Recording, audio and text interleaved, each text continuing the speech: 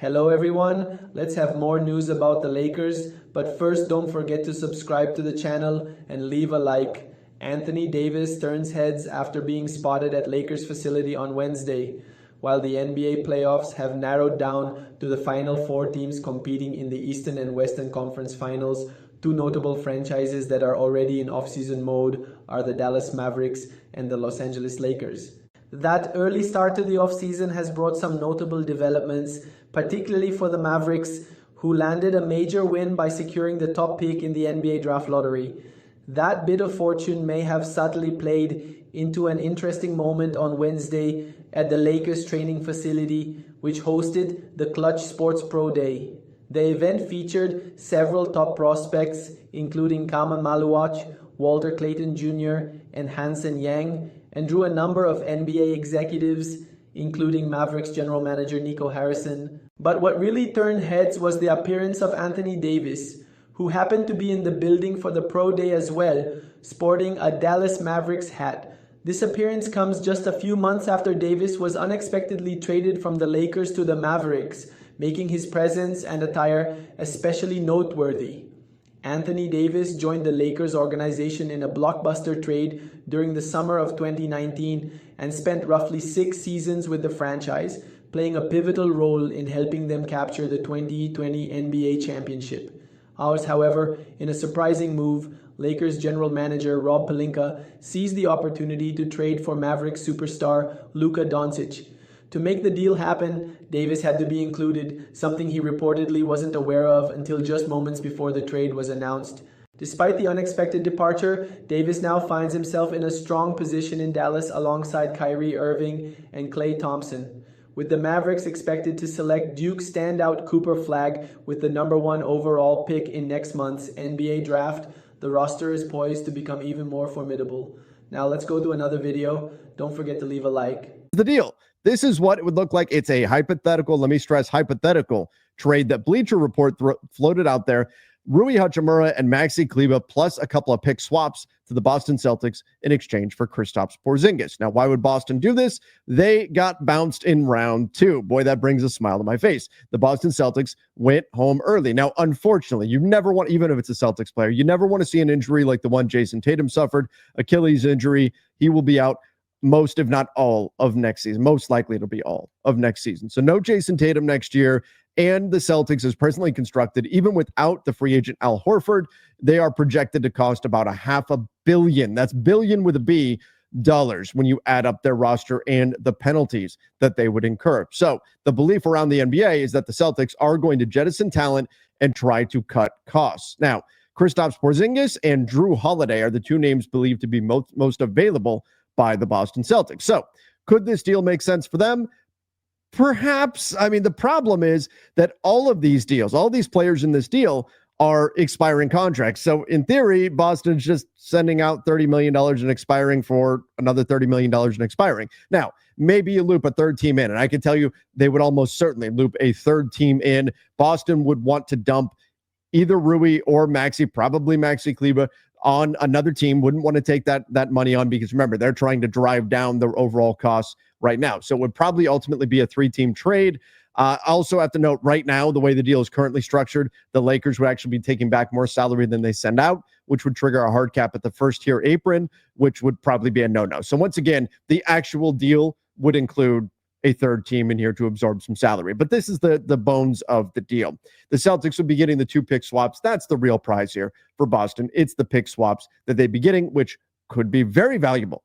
They could also be nothing. That's just the nature of the beast with pick swaps. These are this one that I put in here, or the pair I put in here, 2028, 2031. So Boston will be getting those things. From the Lakers side, though, should the Lakers really take a look at this? Well, first and foremost, everybody knows exactly what the Lakers need, and that's a center. You've got to get a center. You need a 5 on this roster, and Kristaps Porzingis can certainly be that for you. He does a really nice job negatively impacting opponents at the rim. That is kind of his forte. The dude is 7'3", and yeah, you can see there, he's got limitless range. He can shoot from well behind the three-point line. So he is not only a guy that brings you size, but also brings you floor spacing, has a nice touch around the basket, can shoot the ball from just about anywhere. His available shots are really impressive. When you look at his shot diet, he can get his shot off against a lot of players, just shoots over the top of guys. The floor spacing you get with him out there is phenomenal. So there's some real reasons to look at him on the offensive end of the floor. Defensively, again, does a nice job defending at the rim. I mean, really significantly negatively impacts opponents' field goal percentage at the rim. The challenge with him is on the perimeter. Guards, when he gets switched on the guards, tend to do a pretty good job scoring against him. In fact, they get open threes at maybe an alarming rate when Porzingis is asked to defend out on the perimeter. There he is as a lob threat on that play there, but that's actually one negative here for Kristaps Porzingis. It's his abilities as a lob threat. So we're going to talk about that in just a minute. But the bottom line, this is a big dude that can play either the 4 or the 5. And there's actually some data out there that suggests that he's pretty damn good when you play him at the 4 next to a more burly center. That actually works out pretty darn well, particularly if that center that has that physicality to him has a little bit of maneuverability out there on the perimeter defensively. So I think, even if it is like a Jared Vanderbilt that you want to put out there, a non-shooter at the 4, they become more playable with a guy like Porzingis out there on the floor. And once again, he does have that incredible size to act as a rim protector. So there's some reasons to look at Kristaps Porzingis and think, you know what, he could be the option at center for the Lakers. He could be the go-to. And when we look at the long-term financial commitment, well, there really isn't one, right? Because when we look at this deal, Kristaps Porzingis, he's an expiring contract. Now, he is extension eligible, but you're probably not going to extend him off of a $30 million deal. You're going to give it the season, see if it works out with the Lakers or not, and then go from there. Now, he would be reuniting in LA. He'd be reuniting with Luka Doncic, with Dorian Finney-Smith. And if you were to flip this trade and turn it into Gabe Vincent going out instead of Maxi Kleber, then Maxi as well. They all played together in Dallas. However, it's not all good. I mean, when we look at it on the surface, we don't dig too deep. You think, okay, all right. Is Kristaps Porzingis in a vacuum better than Rui Hachimura? Yeah, probably, right? He certainly has a more diverse offensive game than Rui does. He can shoot the ball from range. Rui can as well. Rui is a really good three-point shooter, but Kristaps Porzingis has the ability to get off more difficult shots. So there's that. He is a much better rebounder and rim protector than Rui Hachimura is. They are not in the same league at all. So there's some reason to think, this could make some sense for the Lakers. However, like I said, it's not all great. And some of it is due to roster construction, but some of it is, well, we've seen this before with the Dallas Mavericks, and it didn't work. The Luka and Kristaps Porzingis pairing didn't work there. So are the Lakers convinced that it would work in LA? Now, when you dig into the net numbers, the Mavs were not bad when it was Porzingis and Luka on the floor together. However, what skill set is it that Luka really wants out of the center position? He wants a bouncy, rim-protecting lob threat. And I talked about Kristaps and his lob threat ability. It's not that great. You would think he'd be a pretty big-time lob threat, but here's a crazy stat for you. Kristaps Porzingis last season shot 3 times as many shots, roughly, as Jackson Hayes did. Jackson Hayes shot 3 times as many lobs as Kristaps Porzingis did. Think about that. 3 times as many shots for Porzingis than Hayes, and yet when it comes to lobs, Hayes had 3 times as many. Now, part of that is Kristaps has a much more versatile offensive game, much more diverse offensive game than Jackson. And Jackson Hayes, pretty much if it's not a lob, he's not shooting it. So that's part of it there. But nonetheless, he is not that uber bouncy lob threat. But as you can see there, he can occasionally put the ball on the floor. Straight line drives to the rim can be his thing. He is a much better offensive talent than I think anything the Lakers have had at the center position, or at least as a legit 5 in a long, long time. So that in and of itself makes it intriguing. However, again, is he the perfect fit with Luka? No, because we've seen it in the past. And maybe that should just be the end right there. If he's not the perfect fit with Luka, that's all that matters, right? The Lakers are looking for perfect fits around Luka Doncic. That's what they're trying to develop, is a team that is built around Luka. So that in and of itself is very problematic. But then from there, when we look at it from a roster building perspective, is Kristaps Porzingis a better player than Rui Hachimura? Sure. Yeah, I think we could probably get to that point. Some may argue against it, but I think we could say it's a talent upgrade for the Lakers to turn Rui Hachimura into Kristaps Porzingis. So there's something right there. Plus, he's a center. That checks a really important box for the Lakers. So he's a talent upgrade and he's a center. So you're checking 2 boxes there. However, when you look at what the Lakers are ultimately giving up in this trade, you're talking about a lot of expiring money that you're giving up, plus a couple of pick swaps. Remember, the Lakers don't have a whole lot of assets to potentially use to make a deal. So if you are using one of your larger expiring contracts in Maxi Kleber, plus your biggest real expiring contract in Rui Hachimura, there is an opportunity cost to that, meaning you can't go use those guys on something else. And those pick swaps, you can't use them on something else. And that particularly becomes troubling when we recognize that, again, Porzingis is probably not the ideal fit with Luka. He's certainly not a long-term. Kristaps Porzingis is about to turn 30. Is he the big to put next to Luka for the next 5 years? That's what the hope was when the Lakers were trading for Mark Williams, that they were getting the big they wanted to put next to Luka for the next 5 years. And we know that simply did not work out. Now, again, financially, does this change much for the Lakers? No, not really. Financially, it doesn't, right? You've got expiring contracts going out, an expiring contract coming in. You are freeing up one roster spot, but that just means you're going to have to spend at least a veteran minimum on that spot. So your net for the Lakers may indeed still wind up being negative, that you're paying out a bit more, because we have to add in that you're filling in that roster spot. Though personally, I don't mind having an open roster spot. Lets the Lakers go out there, play around on the market, and hopefully find somebody with a veteran minimum. So I think that Kristaps Porzingis could help the Lakers. I don't think this, in a nutshell, is a terrible trade. However, I would not do it. If you want me to give my final verdict, I would not do this deal unless all my other avenues were also shut down. Again, if I'm going to give up first round pick swaps, I'm not saying this isn't a fair deal. And I think there's reason to believe Boston wouldn't even accept this. So I'm not saying this is not a fair deal for the Lakers to do value-wise. But is this the guy that Luka's going to say, yes, we've got my long-term lob threat? No, he's done this. He's lived this life before with Kristaps Porzingis. And there's a reason why the Dallas Mavericks switched the archetype of center that they were looking for. They went after Drrick Lively. They went after Daniel Gafford. Why? Luka wanted lob threats. That's not what Kristaps Porzingis is. So it's not like you do this deal and Luka tells the Lakers, hey, give me that contract extension right now. I want to put pen to paper as soon as possible. No, this is not the ideal type of fit with Luka. So once again, the only way I'm doing this is if I'm exhausting the other options that could potentially be out there on the market, the true lob threats that could be out there on the market. And then if those are a no-go, then maybe I look at Kristaps Porzingis as a, for now, stopgap center, see if he fits, and then figure things out next summer with him, whether or not you want to commit long-term, see how it works out. Kristaps Porzingis, if we're setting the bar at, is he better at the center position than Jackson Hayes? Well, yes, absolutely, no question. Easy decision. He is a starting center in today's NBA. He has a legitimate skill set. He could really help space the floor for the Lakers on offense. And I think you could really sell a second center to come in to be the physical like, could you imagine if they were able to get Kristaps Porzingis and Steven Adams? Whew, that would be a pretty nice duo where you could even float the idea of occasionally playing KP at the 4. There are merits to this deal, but is Luka going to be happy with this? Probably not. Again, it's not the lob threat that he's looking for. And so if you're the Lakers, for that reason alone, you can't do this unless you've exhausted all the other options. If everything else is dried up and it's this or go into next season again without a center, okay, I could sign on board for that. You give it a year, you see what's what next summer, and then figure out if you want to commit long-term or not next year to Kristaps Porzingis. I also think that you are not adding to the depth of the team with this deal, right? Right, that was a problem for the Lakers. They did not have a deep enough team. Well, what you're doing here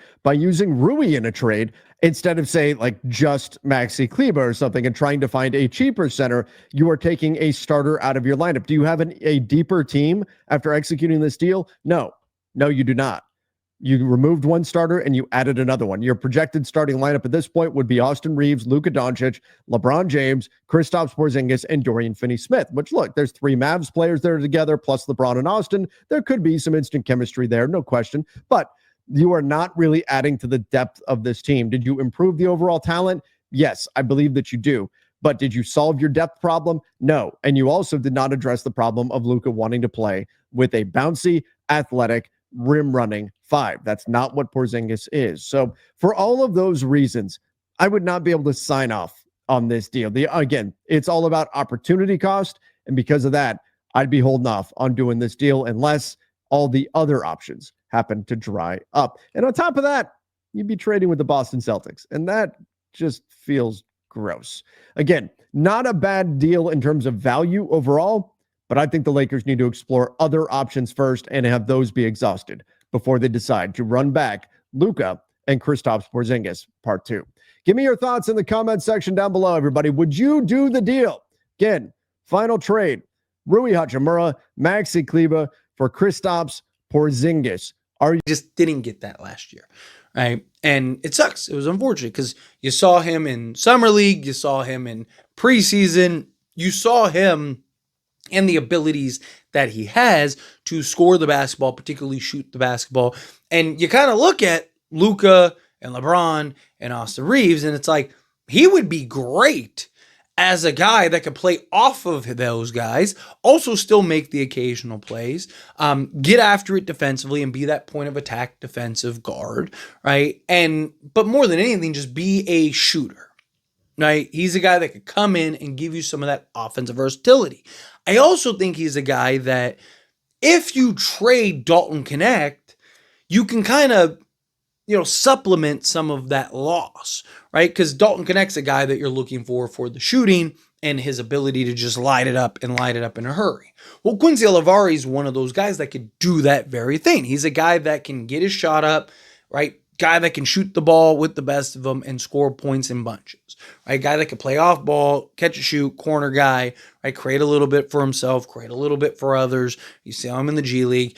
He was originally on a two-way, right? Then Lakers ended up taking him off of a two-way, and he had options. He had other offers elsewhere, but he wanted to stay with the Lakers. So he actually signed with the G League team. So Lakers still have him on their affiliate team, which is good. That's important, right? So that way he's still like within the system and, the Lakers culture and under the Lakers banner, right? But also, how long is he going to wait around, right?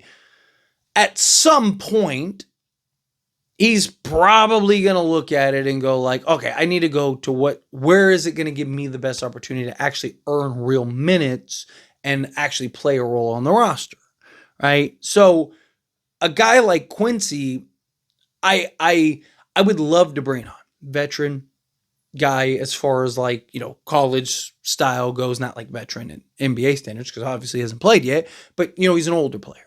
Right? Probably a better way to phrase it. Older player. He's going to be 24 literally in like a week. So he's a guy that comes in, has a level of maturity to him, right? Carries himself extremely well. You just watch him in interviews and just like, he's got this gravity to him that you love. You just immediately fall in love with him. Right? And just the humbleness and the way that he, he can contribute to this team. And I don't hate the idea of bringing him on, right? I think it's something that the Lakers should do or at least consider. Right? Obviously, it depends on who becomes available this offseason and whatnot. I know that there's like lists of guys, but with the new CBA, teams, you got to keep in mind, teams get to negotiate with their players early. So last year, right, you had a bunch of guys that were supposed to be free agents that were immediately taken off the market before you ever even, hit free agency, right? So I do think it depends on who's available, who's not. But Lakers are going to need cheap talent that can come in and produce and are guys that can play the roles you're looking for, right? Guys that can come in and slot in and provide things that you need. And to me, Quincy is one of those guys that would be cheap, right? Talented. Worst case scenario, he's your 15th guy on the bench.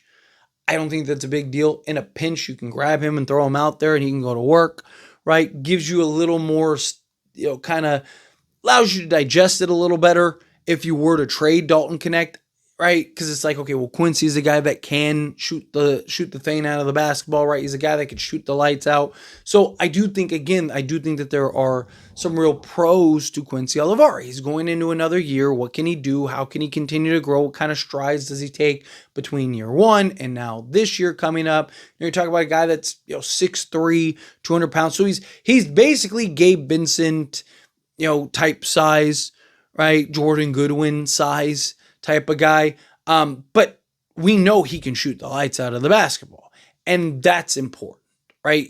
Lakers need the shooting. You need the defense. You need the two-way guys.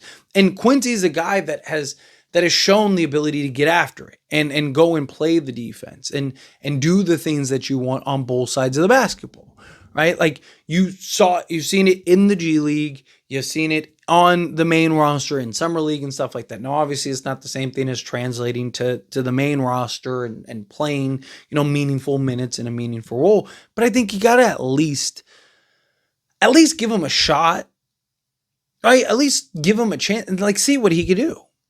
What can he bring to this team, right? Particularly from year one, year two. I imagine he's probably playing in Summer League, right? I imagine you're probably going to get to see him, out there lighting it up. But if he continues to show that promise and he continues to play well, and now it's really going to be the defense, right? Like even Dalton Connect, you saw not get an opportunity because of his lack of defense, because he doesn't play defense. And it's like, how can I play this guy, 20 plus minutes a night when, I can't trust him to defend and he's a streaky shooter, right? Where at least with a Quincy Olivari, I do think you can kind of have him out there as like a point guard playmaker. Two, he's shown the ability to be that point of attack defensive guard, right? Can defend multiple positions, right? Be out there and just kind of, can he start to show the ability to run an offense, right? Can he show the ability to defend at a high level consistently? Because that was kind of the thing. But to his defense, he also, more often than not, when he did get an opportunity to play, whether it was Summer League or preseason, he was kind of asked to be the offense, right? He was there to basically go out there and drop, 25 that night, right? So it's like, okay, I have to go and give you 25. And then you also want me to defend the best player on the other team, right? Because this is Summer League or it's preseason. And so I don't have all the starters. I don't have all the defense pieces. I don't have all these things, right? That's very different than what you see in the actual games when he'd be slotted alongside defensive pieces and, be able to be a guy that could play off of Luka and LeBron, and those two can kind of create everything. And it's just like, hey, catch and shoot, catch that ball, boom, rising up, knocking down the three, right? And doing that with some consistency, doing that with some regularity. So I think the Lakers should give him a shot. I wanted them to give him a shot this past season. We didn't end up getting it. It's not too late, right? You can get it done. Now, obviously, again, I trust the Lakers to come to that decision. It depends on what the Lakers are able to get this offseason. Like there are several factors that need to be kept in mind when you're talking about Quincy. But if he starts to if he shows those strides from last year to this year and this upcoming Summer League and stuff like that, I think you got to give him a shake, personally. But let me know your thoughts and opinions down in the comments. What do you think? How do you feel? What are your thoughts? Agree with me? Disagree with me? Kind of mix in the middle. However you feel, whatever your thoughts are. Austin Reeves for Drrick White. Trade debate. Lakers fans are split on potential deal. The Boston Celtics are set to make significant changes this offseason, and Drrick White could be one of those headed to the exit door. White would be a man in demand if the Celtics make him available for trade. But Los Angeles Lakers fans on X were split on whether they do a deal that would see them acquire him for Austin Reeves. No, he's 4 years older and is comparable. There's barely an upgrade, if any, here. One fan doesn't see much of an upgrade. Yes, I'm making that deal happen today. Another would do this deal right away. Everyone's saying yes, not realizing White is the same player as Reeves, just double the price. One Lakers fan doesn't think this would be an upgrade at all. Would fit perfectly on the roster? A fan thinks White would be the perfect fit for this roster? Probably not. I'd rather get a center with AR. Another fan would prefer the Lakers trade Reeves for a center. The 16-4-5, 39% from 3 in great defense. It's tough, but I'm doing this ASAP. Perfect fit next to Luka, plus in his prime. Win-win for both teams. Celtics get to shed money, plus adding Reeves at 14 gives you a scoring punch with Tatum out. But I think Holiday gets traded instead. A fan loves this trade, but doesn't think the Celtics would part with White. He's gonna be 31. Obviously, he's not a bad player, but he's not this long-term fit. He's like 2-3 years of being at this high level. A fan would be against this deal because of White's age. White is one of those tough players to find. Can shoot the ball, play maker, and play defense. Another fan would make this deal as players like White don't grow on trees. Everybody saying yes, not taking into account how old he is, how much salary we'd need to match, and that he's taking away our best piece for a potential center trade. One fan pointed out all the drawbacks to this deal. Truthfully, yes, great defensive fit, knockdown 3PT shooter. Would be sad to see AR go, but I like it for the Lakers. A fan loves Reeves but would still make this move. The best argument for not making this deal is that it could potentially make it difficult for the Lakers to acquire a top center. That's their biggest need at the moment, and it has been reported that the Lakers would only trade Reeves for an elite starting caliber center. That is certainly the right approach. If they end up having a choice between a center and White, they should go with the big.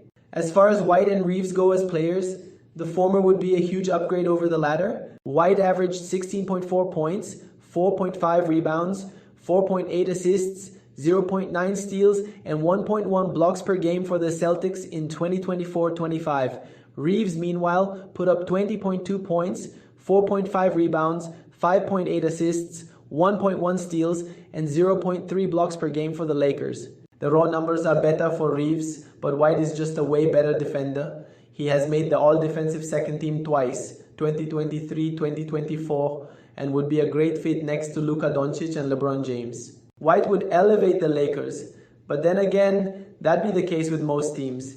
He'd be a great fit anywhere, and the Warriors will reportedly look to acquire him as well. And you, fan, what do you think about Drrick's situation? Leave your opinion in the comments.